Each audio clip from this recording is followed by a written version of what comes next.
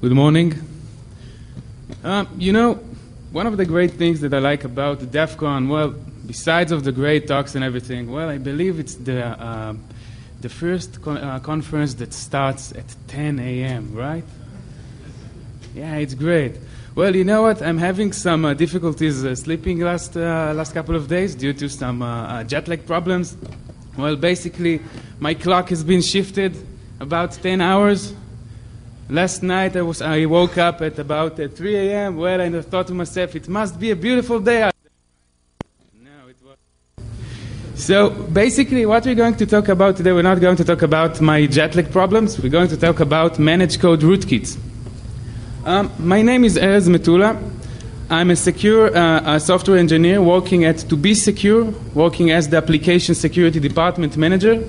And what we're going to see today, we're going to see injections into the managed code environment. And basically, we're going to start with a simple example, a very trivial questions, which goes like this. Well, this is the software engineering 101 class, which talks about hello world in Java. Well, basically, what does the following code should do? Supposed to print the string hello world, right? So let's run this code, and let's see what happens. So basically, I'm having this class, the hello world.java class. So when I'm going to run this class, well, it's give me this strange behavior. Well, basically, the string that was supposed to be printed, the hello world, was printed twice.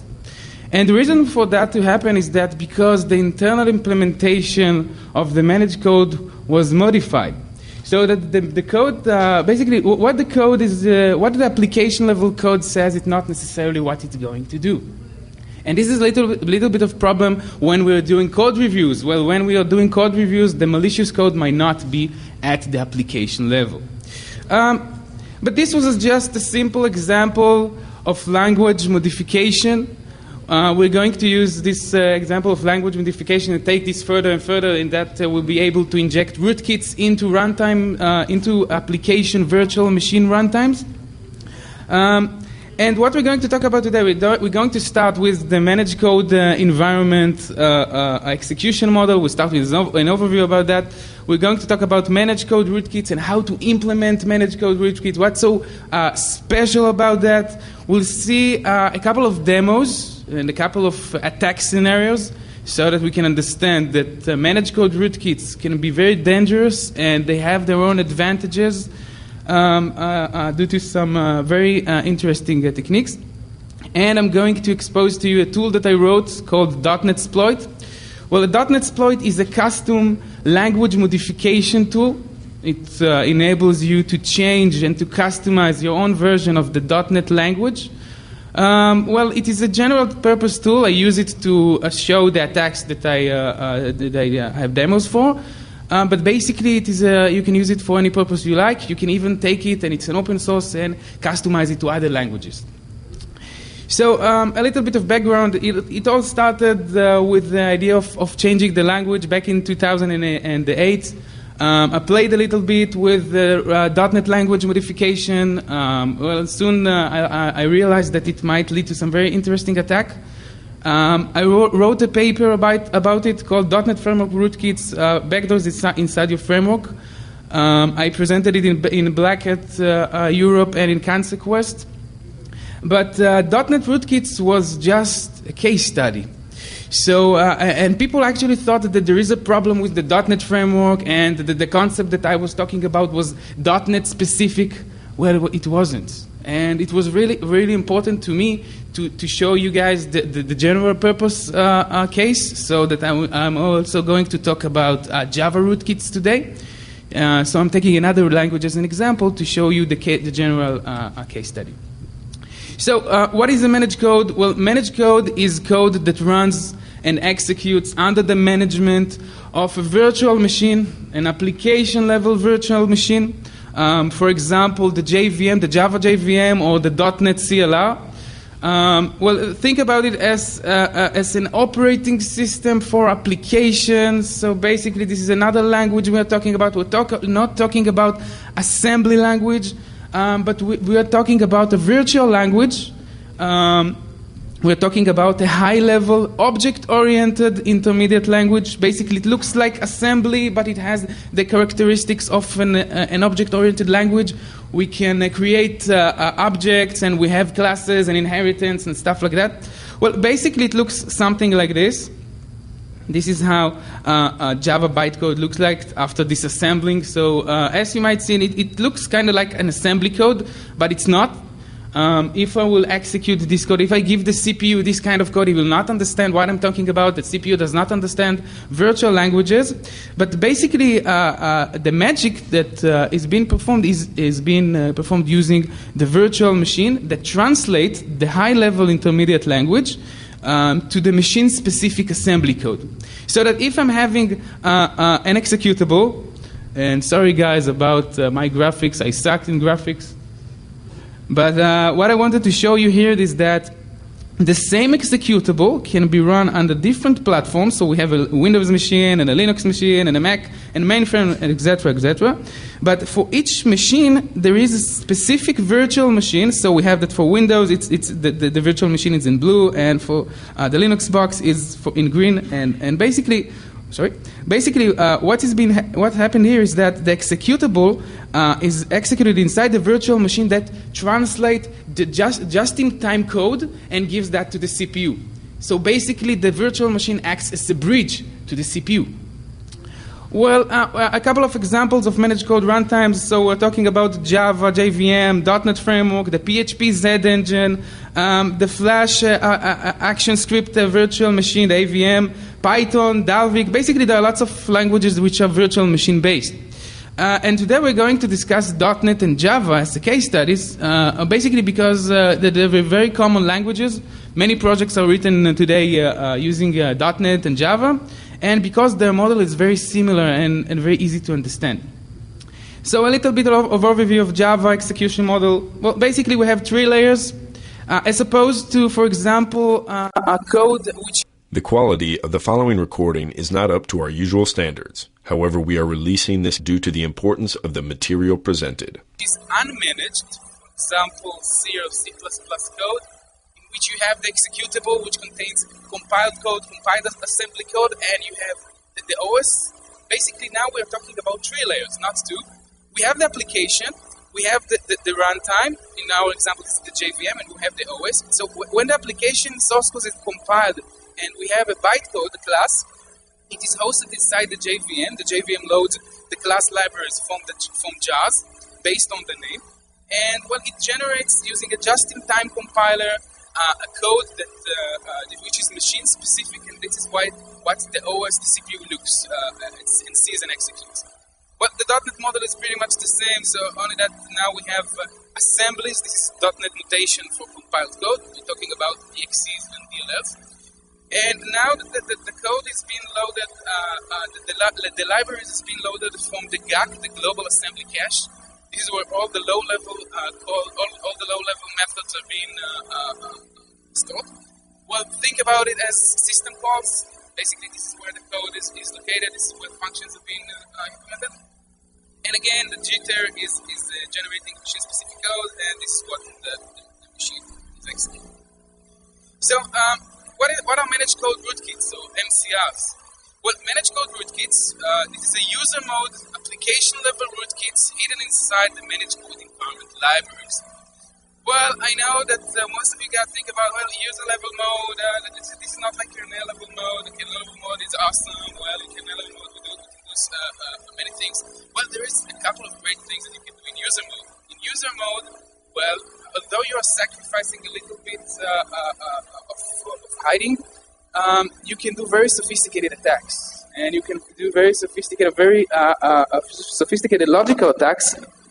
So that the target of MCRs is the virtual machine that provides the services to the upper level application. So basically, we're hiding information from the application. Not in traditional rootkits when we're hiding from the OS or maybe from the CPU, stuff like that. We're hiding it from applications. So the influence that we have is on all of the applications that run on a specific virtual machine.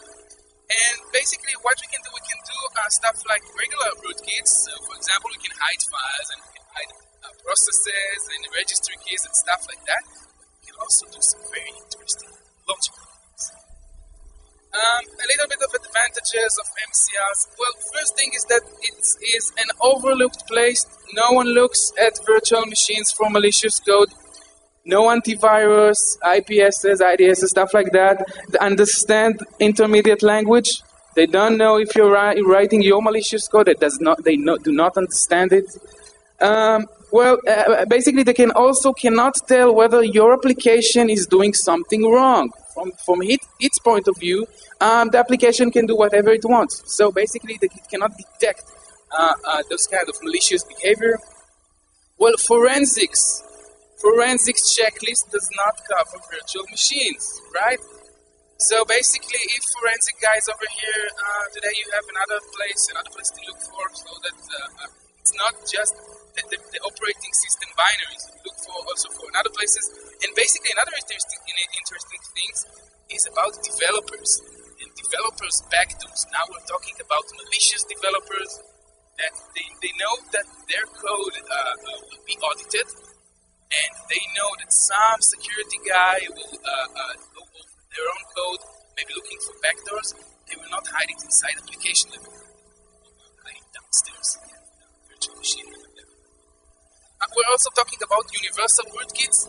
Due to the fact that the virtual machine performs the translation for us, we can write code which is not machine specific, right? The same code, the same malicious code will be translated to the machine-specific instruction set using the virtual machine. This is what I call universal rootkits. And we have large attack surface due to the fact that virtual machines are pre-installed on operating systems. We have Java and .NET pre-installed in latest versions.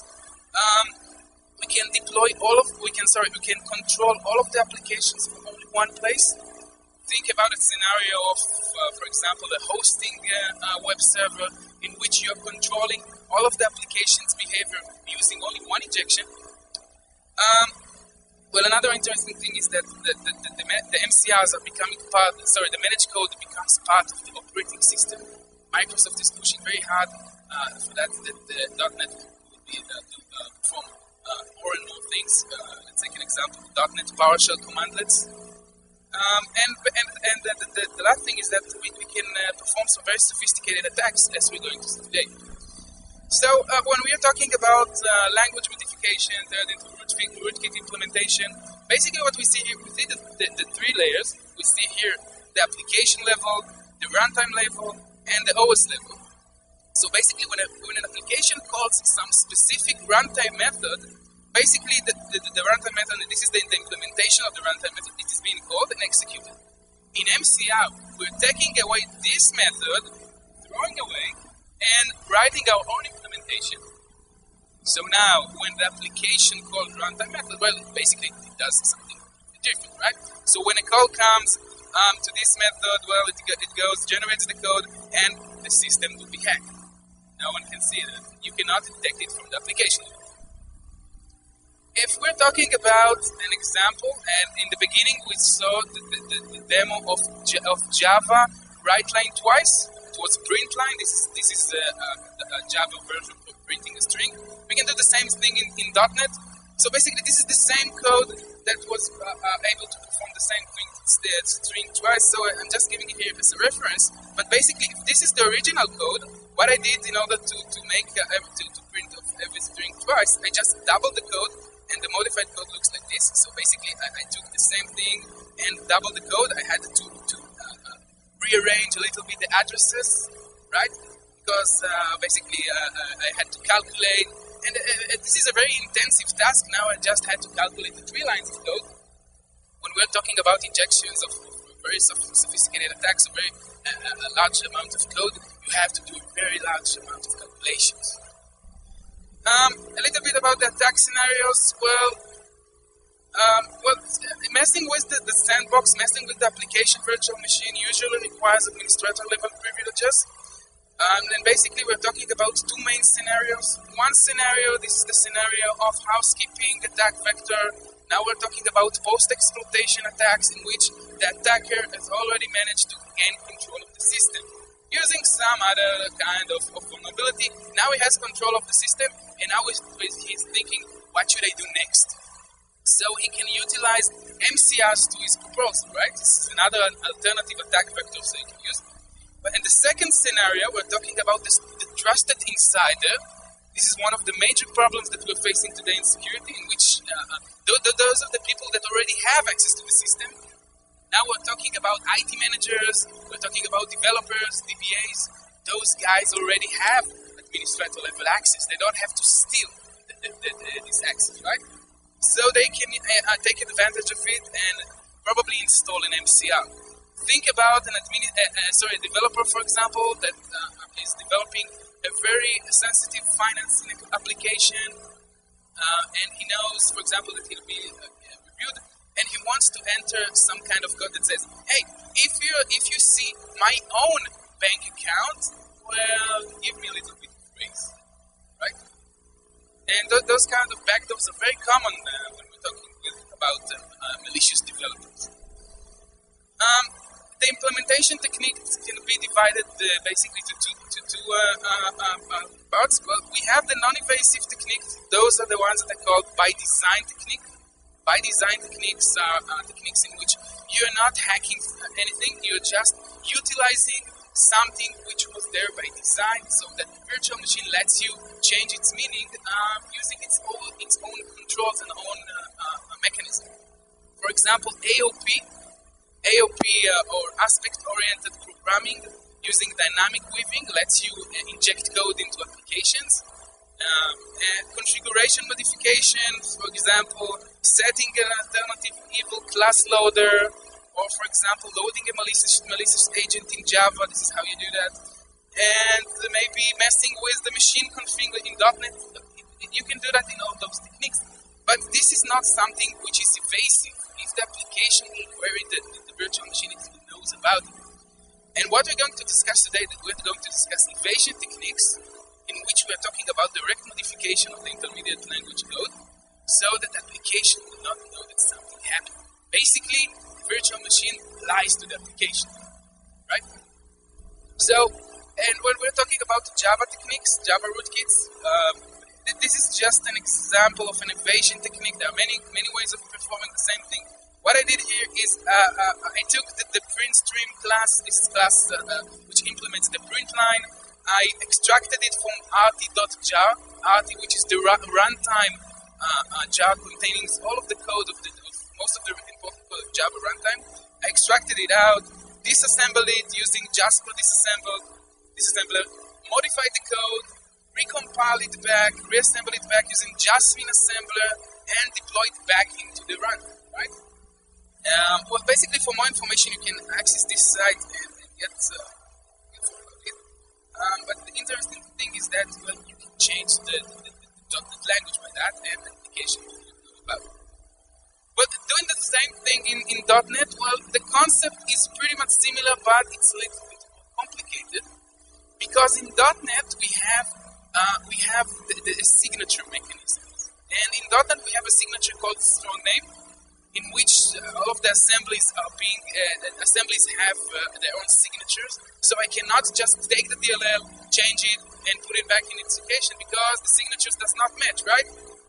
So what I thought in the beginning of my research, I was thinking about, well, I will just disable the signature mechanism, right? Or I can just find where the operating system is hiding the private key and maybe re-sign back everything, right? But I found a better way of doing that. And the way of doing it, which is very simple, it's very funny that how it happens, is that, well, the GAC, this is where the location of the DLL are stored. This is in C Windows Assembly GAC32.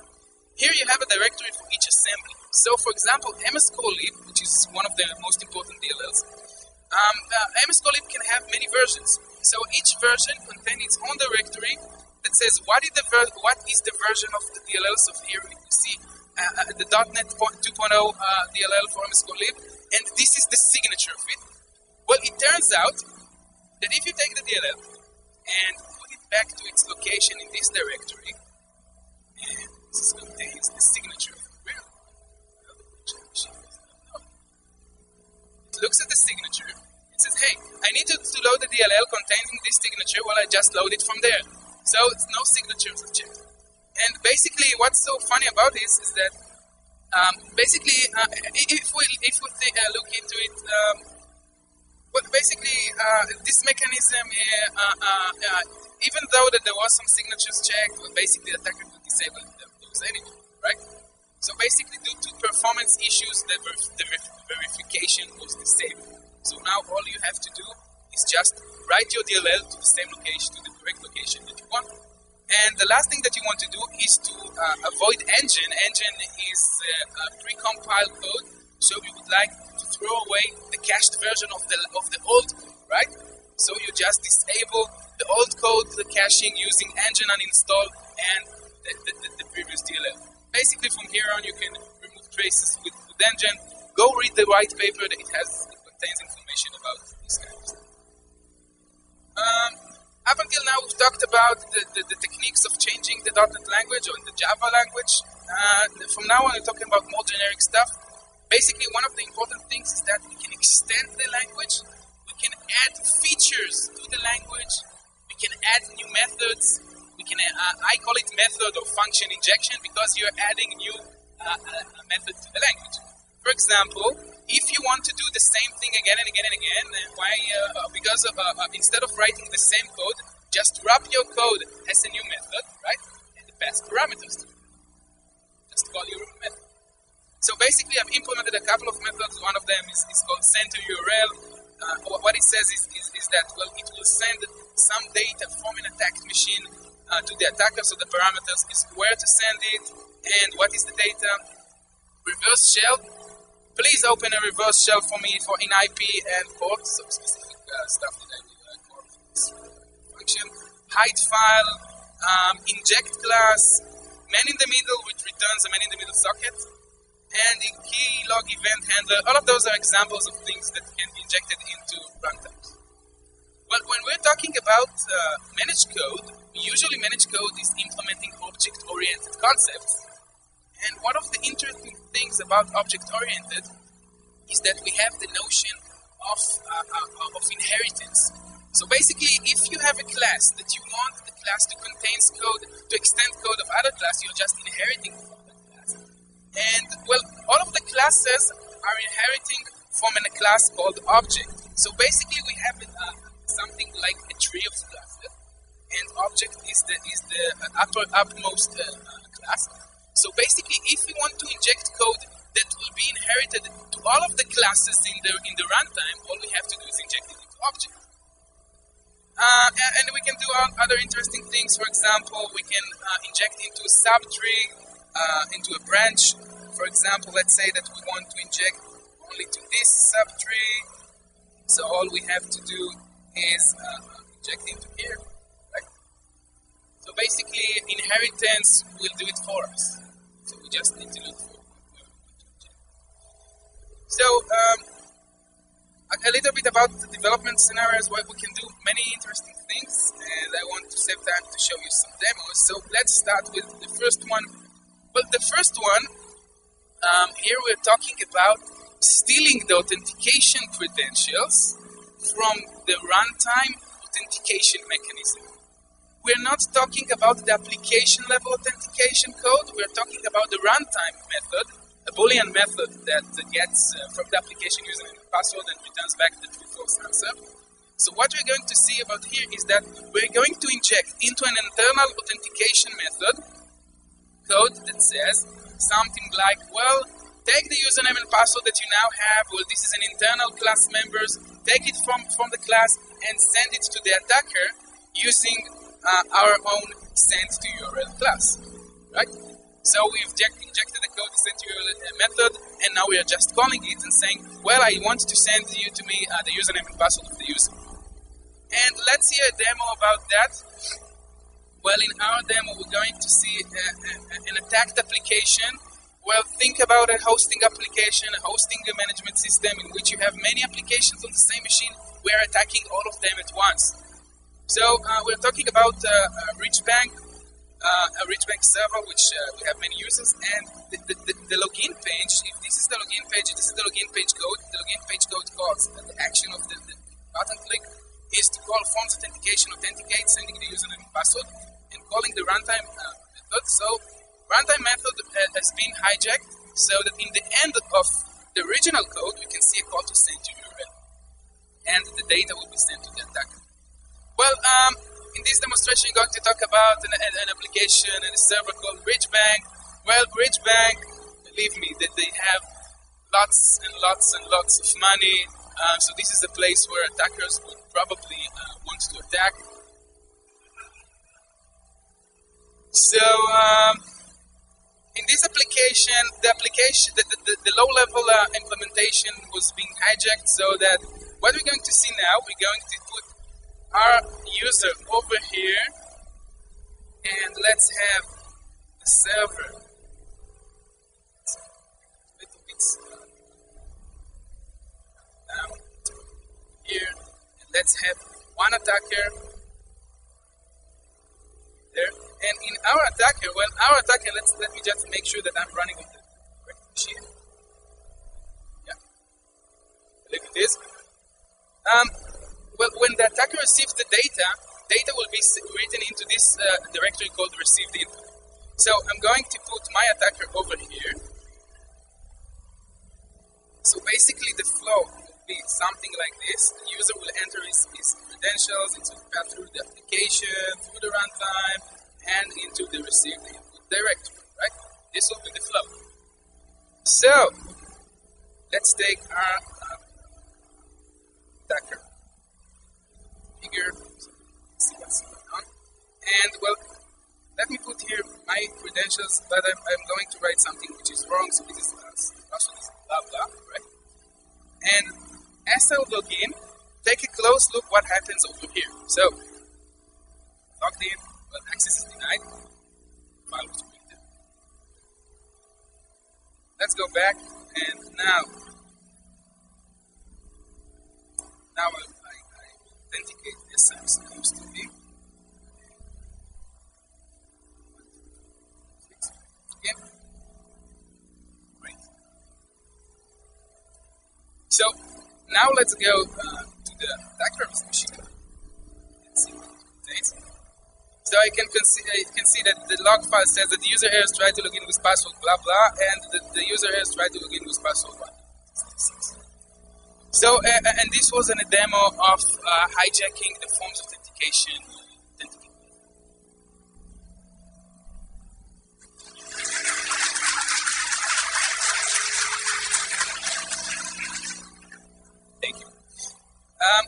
If you're talking about another attack on the same method, well, this is another attack vector. Now we're attacking authenticate, but only now we are inserting a backdoor into the authenticate method. So that now we're talking about adding this piece of code. This piece of code says, and this is very similar to what developers like to do, it says, if you have some specific magic password, this magic password will let you into any account that you like. Right? And the code says like that, well, if the password is magic, it will let you in. If I will look at the same thing after disassembling it, editing the code, basically injecting this code, assembling it back, and decompiling it into C#, so we can have a better look at it, it looks something like this. Okay? So this is the if, basically, now we can enter into any account. Well, another example that we'll see later on, this is about reverse shelling. And in reverse shell, basically what I did, I took an implementation of Netcat. Basically, I could do it in a million ways of doing the same thing. What I did is I took a coded version of Netcat, pushed it back, the executable, into the runtime, and when something is executed, and Netcat is being deployed to disk and executed. Well, you can do it in very other ways. For example, you can inject it into memory so that you will not have traces. But basically, the idea is to execute code when some specific thing happens. And in our example, the code was injected into application run. Run is a method that which is being called each time an application is executed. Basically, this is like a main in a C++ application. And the code that was injected here, well, this is a code that says, and as we can see, this is a pre-injection code. The code is injected into the beginning of the method. We can see code that says, well, call our own reverse shell method. Basically, I've injected reverse shell before that. and pass on the parameters, the attacker's machine IP and the port. So this is all the attacker needs to do when reverse shell has already been injected. So that all it has to do is just pass on the parameters to the stack and calls the method. We'll see a demo of that later. Crypto attacks. Well, crypto attacks, those attacks are very important and very interesting because crypto, this is something which directly relates to security. And when someone attacks your crypto libraries, basically he's creating a false sense of security. Because you're trusting the crypto libraries, and for example, you think that you've done everything correct. So basically, if someone, for example, let's talk about some examples, some attack scenarios, key fixation. When someone fixates your key, you're thinking that you're encrypting with your chosen key, but you're encrypting with another key. Key stealing, for example, stealing the correct key from inside the crypto class using CentOURL. Or algorithm downgrading, for example, the application asks for AES implementation. What it gets back is easy crackable DES. Right? And an example code for that is that this is the generate key method. This is the method that creates the key for the application. Basically, what I did is I reverse engineered this method, throw away its own implementation, and now I have something that says return always fixated key. Again, from the user point of view, he thinks everything is encrypted. Well, the data looks encrypted, right? If you look at the data, it's looking encrypted. You will decrypt it. Everything works fine, but you do not know that your key is not relevant. Well, DNS manipulation. In DNS manipulation, we're talking about taking the user to some place that he didn't want to go to. This is an example, Java rootkit, in which a code that was injected into the DNS classes so that when a resolving will be performed, for instance, for a server called www.forexquoteserver.com, the resolving will be performed to the attacker's IP, right? To the attacker's machine, www.attacker.com. Basically, it looks like this. So if this is the original code of get by name, this is Java's implementation of performing DNS resolving. .NET is get host addresses, basically the same. I've injected the code that's something like this. So now, if a call comes to resolve S, well, I've overwrite if S equals fork server, well, overwrite S and return S as it was supposed to. I hope that I have a couple of minutes for this demo, so let's start it very soon. This is the quote server. This will be our client. Well, now the victim, as opposed to usual demonstration, is going to take backtrack.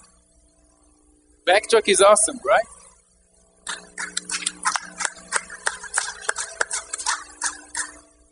But now we're going to see a twist of backtrack and we use it as the victim machine. Think about what happened when you download OS from untrusted sources, right? Guys, stop downloading OS, ISO OS from email or Bitter. Might contain, your system might be hacked.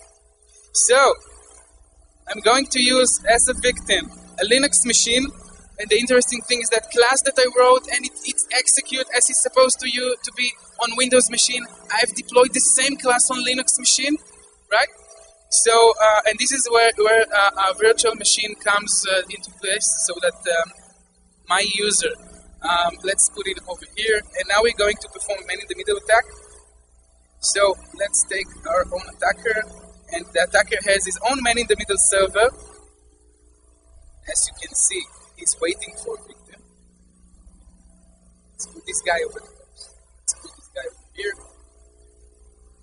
So, now I can see that clear separation. This is different machines, guys, different IPs. I'm not cheating. So, as you can see, and take a close look, when I do a connection is supposed to be happen to 4x code server to here. Take a close look, you will see that connection will be opened first over here. Well, it might be too fast, but I hope that it works out. Connect and yeah.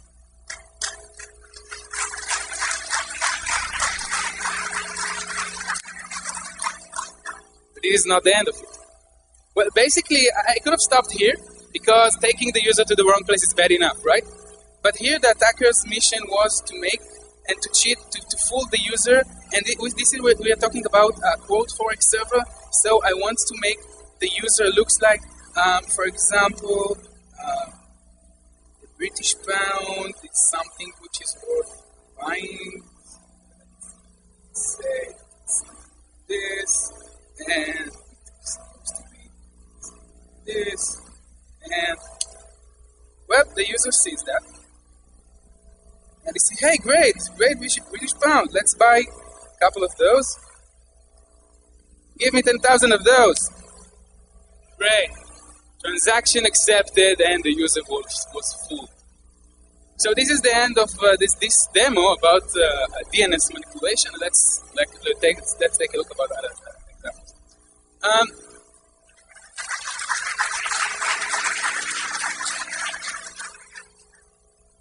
Stealing connection strings. This is something where the application is performing a lot of interesting things.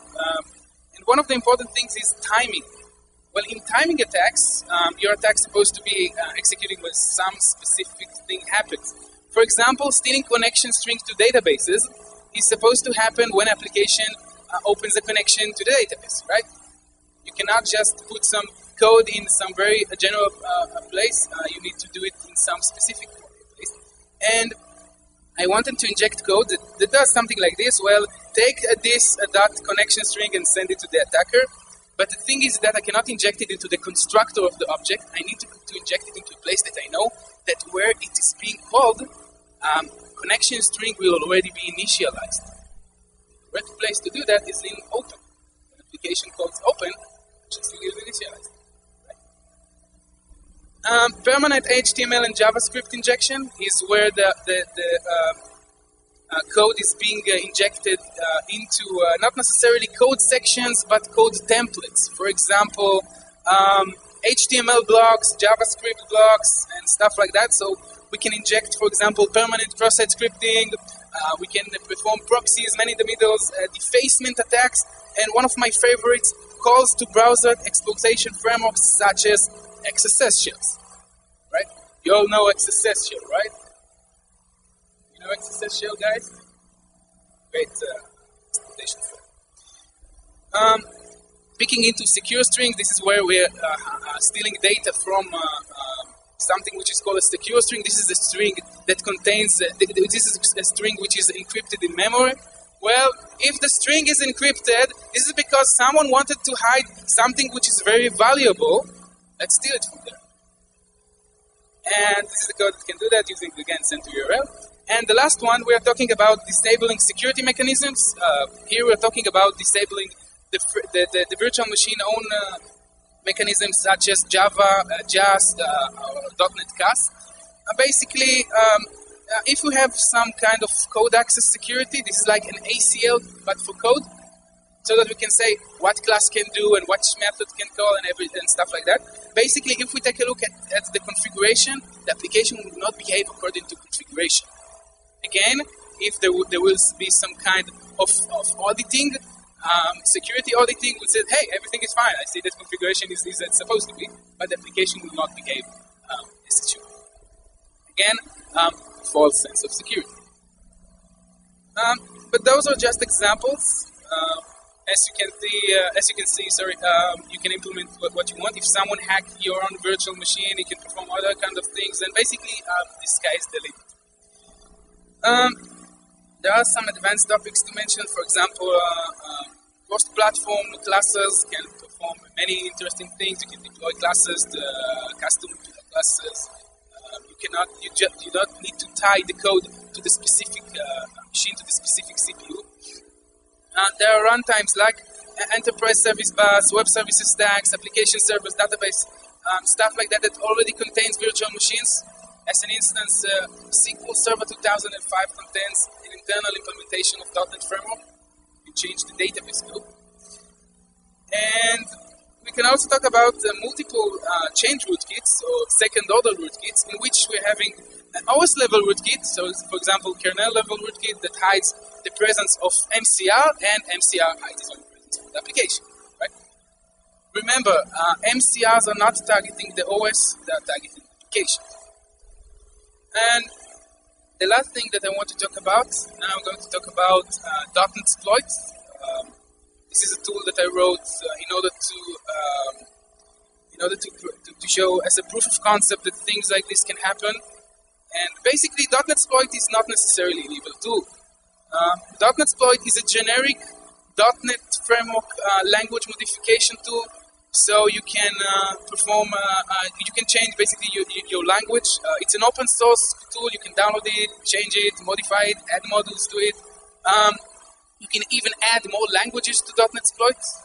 So basically, and you don't necessarily have to run it on Windows. You can actually run it on Linux using the mono project. Well, .NET exploit contains most of the attacks that I talked today, and another couple of examples. So download it and play with it a bit. And the concept with .NET exploit is that you're developing a general purpose modules. Modules can be either a function. A function is a general purpose method. You develop payload. Basically, the separation between payload and method is that you don't necessarily have to mix them together.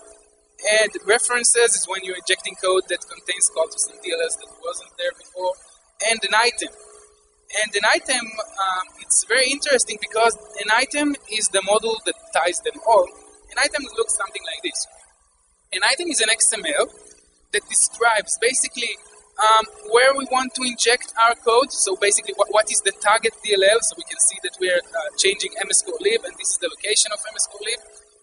We want to inject, for example, this piece of code, right? And the location of the code. So this is the hooking point. This is where we want to inject our code.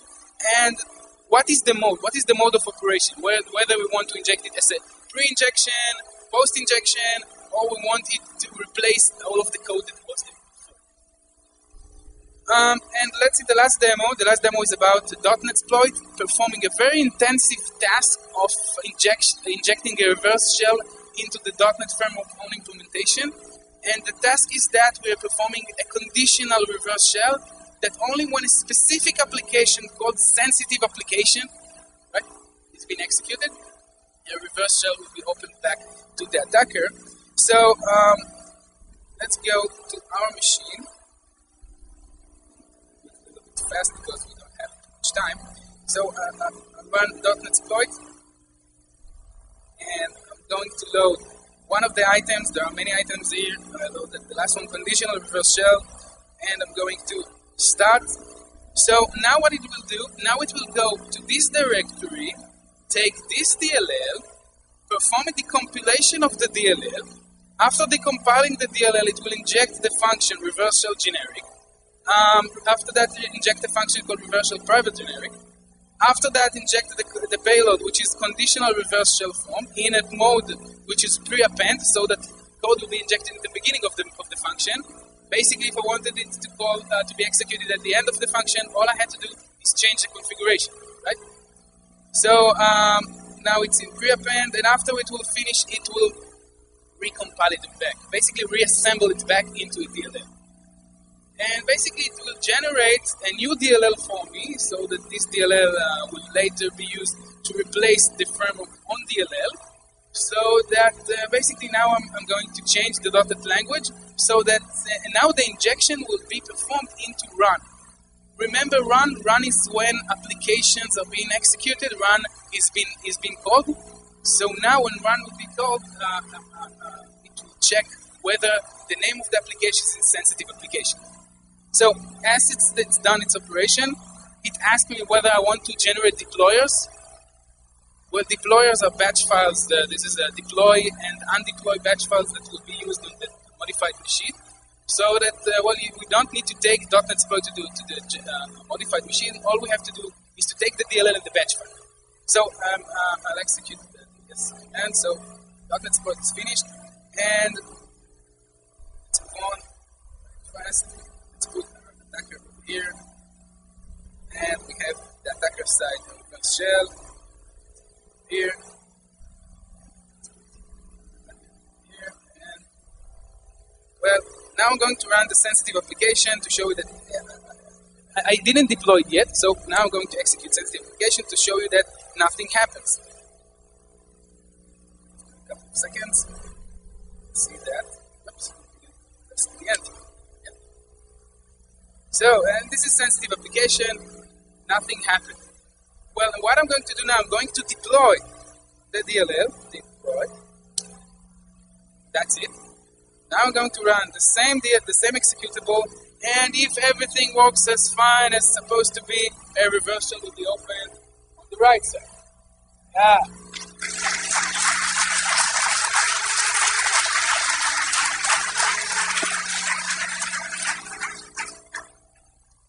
Let's see who we are. Yeah. So, well, this is scary stuff, right? Someone messes up with the runtime, so basically code reviews on a runtime that has been tampered with does not mean anything. We should not trust the runtime. So basically what we can do, I'm calling for action for example, antiviruses and host-based IPSs to block runtime tampering attempts.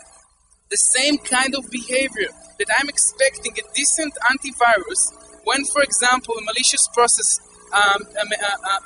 tries to, for example, change my host file, and the antivirus says, hey, some process is trying to do something to your operating system. I expect this antivirus to tell me that some process is trying to change my managed code environment.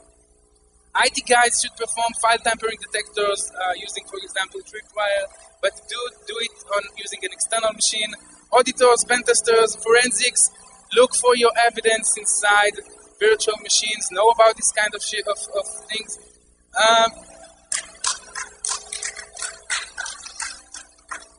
Developers, you should know that your application is secure as the underlying virtual machine, right?